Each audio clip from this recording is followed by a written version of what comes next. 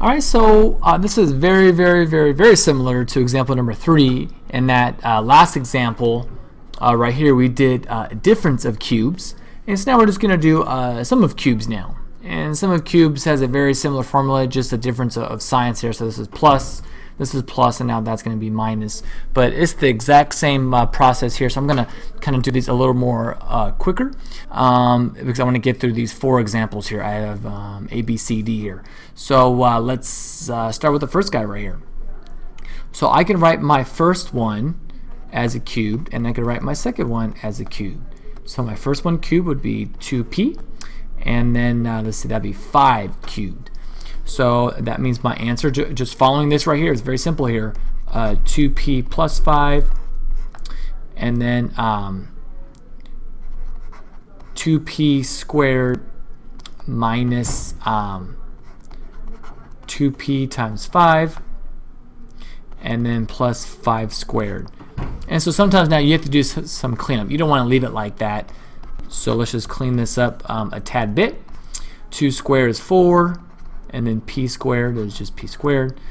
Negative 2 times that is going to give us negative 10p, and then plus 25. And there we go.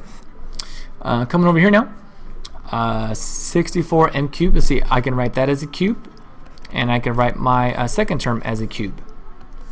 So 64m cubed will just give us, let's see, 16, so 4m.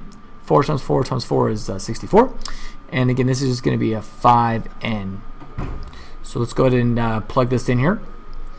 So we'll have 4m plus 5n. And then we'll do our first term squared. And so I'm going to just go straight into this answer right here. So if I square this right here, that's going to give me 16m squared. And then if I multiply 4m and 5n, that's going to give me a negative 20mn. Remember, it's minus and then the first term times the last term. And then lastly, I need to square 5n squared, which is 25n squared. So a little bit of saving room right there. All right,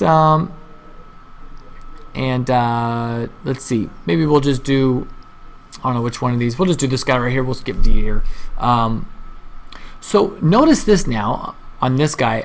If you try to say what cubed plus what cubed, we can't cube a number to get 2. Right? I mean, not 1, not 2. So really, you don't want to start here. You actually need to first factor out a 2. So that's what I want to do first here. Is this has a common factor of 2. So now I have x cubed plus 1,000. Now, what cubed is x cubed? Well, what cubed is 1,010. So what you do is we're going to factor this now, but then we'll tack on a 2 on the outside. Okay, so I'm actually going to do that now. I'm going to say 2, and then my first term plus my last term, and then my first term squared minus that product, 10x, and then plus the product, or 10 squared, so 100.